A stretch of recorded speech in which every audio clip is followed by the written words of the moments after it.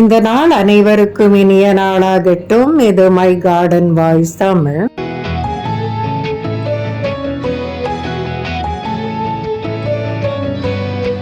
இந்த வீடியோவில் நம்ம ரணக்கள்ளி, அதாவது லீஃப் ஆஃப் லைஃப்னு சொல்லுவாங்களே, அந்த செடி பற்றி பார்க்கலாம். இது கண்டிப்பாக எல்லார் வீட்லேயும் இந்த சீசனில் வளர்க்க வேண்டிய, இந்த பேண்டமிக் பீரியடில் வளர்க்க வேண்டிய ஒரு செடி. அதாவது இப்போ பார்த்திங்கன்னா நிறைய பேருக்கு கோவிட்-19 வந்த பிறகு அது லங்ஸு மட்டும் இல்லை, கிட்னியும் அஃபெக்ட் பண்ணிடுது. அது டயாலிசிஸ் பண்ணி சரியாகிற அளவுக்கு போயிடுது.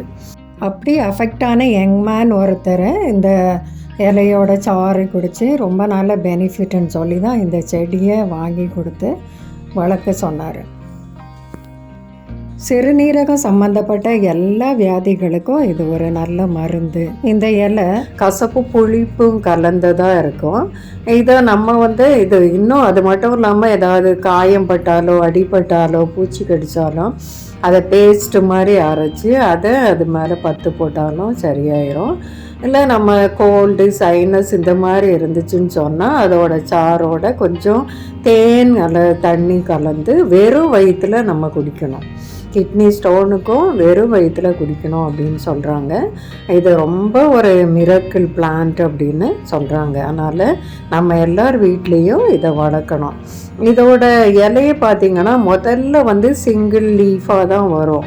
அப்புறமா போக போக அது காம்பவுண்ட் லீஃப் 3ஆக பிரிஞ்சதா அந்த மாதிரி 3 லீஃப் சேர்ந்து வரும் வளர வளர.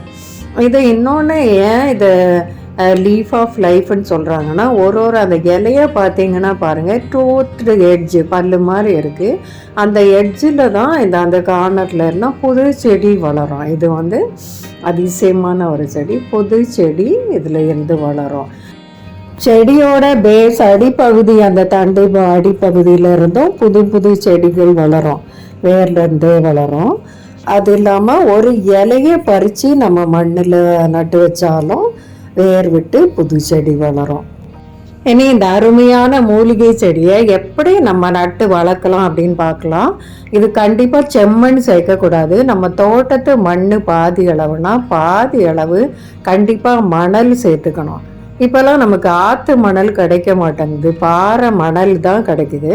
இந்த பாறை மணலை 2 வாட்டி அலசி, தண்ணியில் அலசி நம்ம காய வச்சு எடுத்து வச்சுக்கணும்.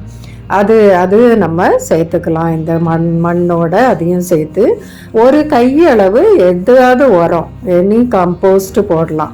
மாட்டுச்சாண பொடியோ இல்லை நம்ம ஆர்கானிக் உரம் ஏதாவது அதோட கலந்துக்கணும். இனி நம்ம இதை நல்லா இந்த மண்ணை மிக்ஸ் பண்ணிவிட்டு மீடியம் சைஸ் தொட்டியில் இதை வச்சு வளர்த்தா போதும். கண்டிப்பாக ட்ரைனேஜ் ஹோல்ஸ் நல்லா இருக்கணும். அடியில் மட்டும் இல்லாமல் சைட்லேயும் 1-2 ஹோல்ஸ் போட்டு அதில் ஸ்டோன் போட்டு இந்த மண்ணை நிரப்பி நம்ம நடணும். இப்போ செடி பாருங்கள், அவங்களே நல்ல உதிரியான மணல் கலந்து தான் நட்டுருக்காங்க. பொதுவாக நர்சரியில் செம்மண்ணில் தான் டைட்டாக நட்டு வைப்பாங்க, அங்கங்கே ஷிஃப்ட் பண்ணுறதுக்கு உடையாமல் இருக்கணும்னு. ஆனால் இவங்க நல்ல மணல் கலந்து உதிரியான மண்ணில் தான் நட்டுருக்காங்க. அதை நம்ம பாதி அளவு மண் நிரப்பிட்டு அது மேலே இதை வச்சு மீதி நம்ம கலந்து வச்சுருக்கிற மண்ணை போட்டு நம்ம நட்டு வைக்கணும். இதுக்கு அதாவது காலை நேரத்து வெயிலில் இதை வைக்கலாம். வெயில் மத்தியானம் சம்மரில் மட்டும் மத்தியானத்து வெயில் படாமல் இருக்கணும். மற்றபடி நம்ம காலை நேரத்து வெயில் படுற இடத்துல வச்சு இதை வளர்க்கலாம். இது கண்டிப்பாக எல்லாரும் உங்கள் வீட்டில் வைங்க. எல்லாத்துக்குமே நிறைய வியாதிகளுக்கு இது மருந்து. ஈவன் முடி வளர்ச்சிக்கு கூட, முடியோட கேருக்கு கூட இது ரொம்ப நல்லது அப்படின்னு சொல்கிறாங்க. எல்லாத்துக்குமே இது உதவும். சிறுநீரக கற்களுக்கு தான் இது அருமையான மருந்து அப்படின்னு சொல்கிறாங்க.